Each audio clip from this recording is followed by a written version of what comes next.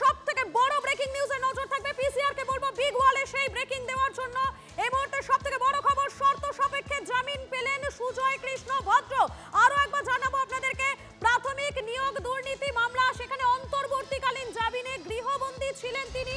CBI গ্রেফতারিতে জামিন মঞ্জুর করলো এবারে কলকাতা হাইকোর্ট। এতদিন অন্তর্বর্তীকালীন জামিনে গৃহবন্দী ছিলেন কালীঘাটের কাকু। কেউ দেখা করতে যেতে পারছিলেন না, কোথাও বেরোতেও পারছিলেন না সুজয় কৃষ্ণ ভদ্র। এবারে সিবিআই এর গ্রেফতারিতে জামিন মঞ্জুর, তবে পাসপোর্ট তাকে জমা রাখতে হবে। আমাদের সঙ্গে রয়েছেন আমাদের প্রতিনিধি শ্রাবন্তী রয়েছেন। শ্রাবন্তী, মূলত কি কি শর্ত দেওয়া হয়েছে সুজয় কৃষ্ণ ভদ্রকে? আগেই সুজয় কৃষ্ণ ভদ্র তিনি ইডির মামলাতে জামিন পেয়েছিলেন, আজকে সিবিআই তে জামিন পেলেন এবং বাড়িতে, তার যেহেতু স্বাস্থ্য অত্যন্ত খারাপ ছিল সেক্ষেত্রে বাড়িতেই ছিলেন, কিন্তু তার বাড়িতে তার সঙ্গে সকলে দেখা করতে পারতেন না। বেশ কিছু শর্ত তার উপরে ছিল।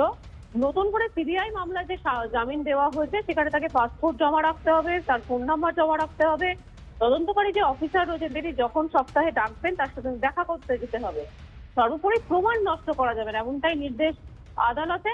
এবং সিবিআই এর জামিনের পরে তার যে আগের শর্তগুলি ছিল, যেগুলি বাড়ি থেকে বাইরে যেতে পারতেন না, সেগুলি অনেকটা লঘু। ধন্যবাদ শ্রাবন্তী।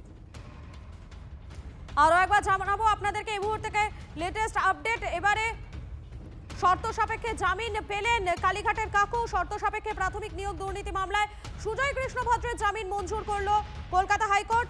এতদিন অন্তর্বর্তীকালীন জামিনে গৃহবন্দী ছিলেন কালীঘাটের কাকু।